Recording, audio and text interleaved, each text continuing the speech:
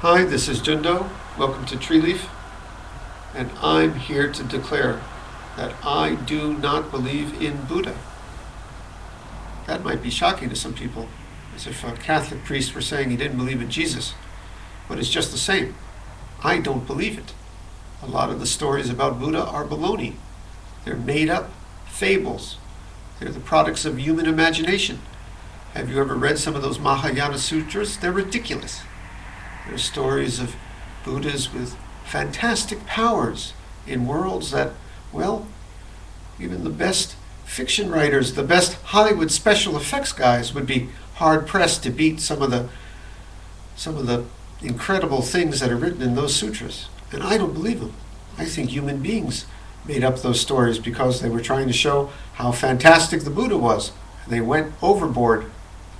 Even stories about the Buddha who walked the earth are ridiculous. You know, there's a famous Indian guru who died this week in India, and I was reading that many of his followers believe he was perfect, that he was a god, and they attribute to him all kinds of magic powers, all kinds of perfections. This was a man who just walked this modern earth. Well, I think that it's the same with the Buddha. Boy, they turned him into something he never was. And as the centuries passed and it got handed down from generation to generation, the story just got more and more fantastic. And the Buddha became more and more perfect until he was freed of every possible human imperfection and blemish.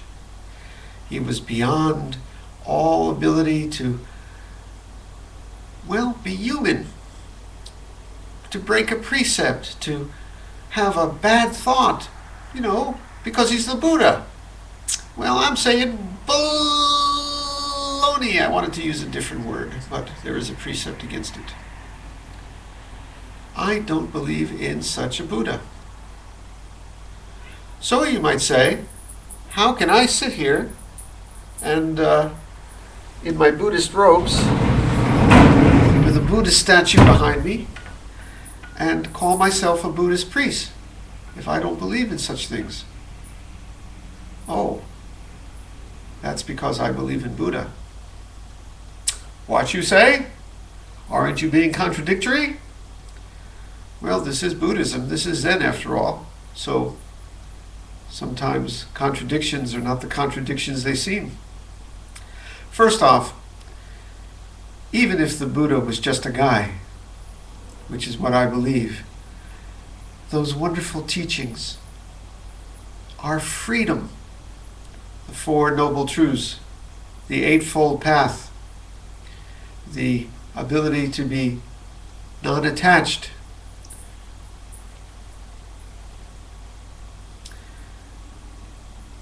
dependent origination. These are worth the whole price of admission. I believe that the Buddha was a man who tried this teaching and that teaching, and one day sat under a tree and realized how simple it was. And it is simple. Some of these teachings that have been turned into a bunch of magic hocus pocus bunkum are really so simple, so subtle, so liberating. We can be free. And those teachings point the way.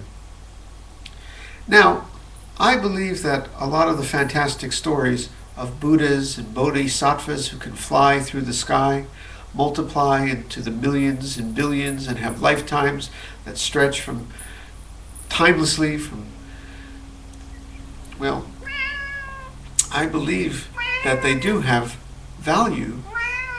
They point to the best of what we human beings can be. They're icons. They're maybe like storybook heroes, like stories of cowboys and saints who may never have lived as flesh and blood, but point to the best that human beings can be, and it is freeing.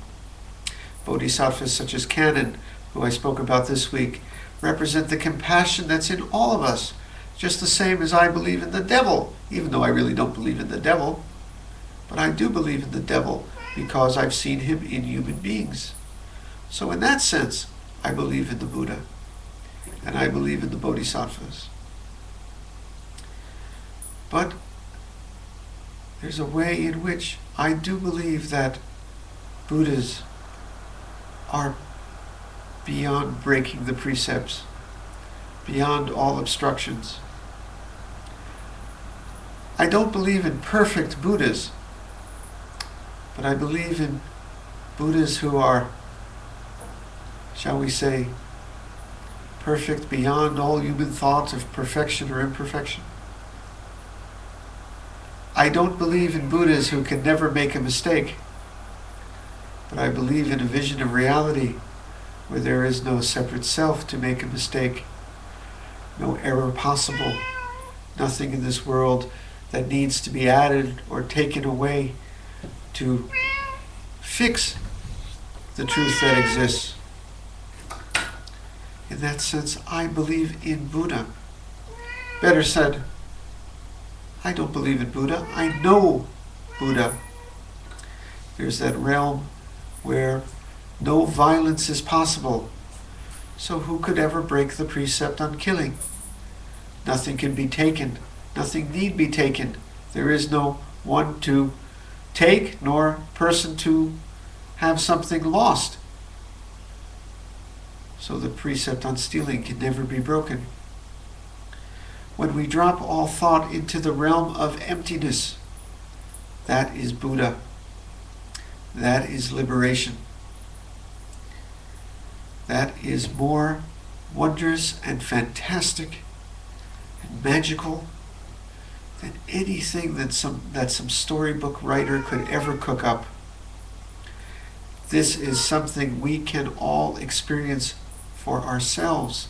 That's how I have the guts, the chutzpah, to sit here in these robes and say, I am a Buddhist and I believe in Buddha. That's how I can bow down to that statue behind me in respect for what it represents. Oh, I know it's just a piece of wood. I know that.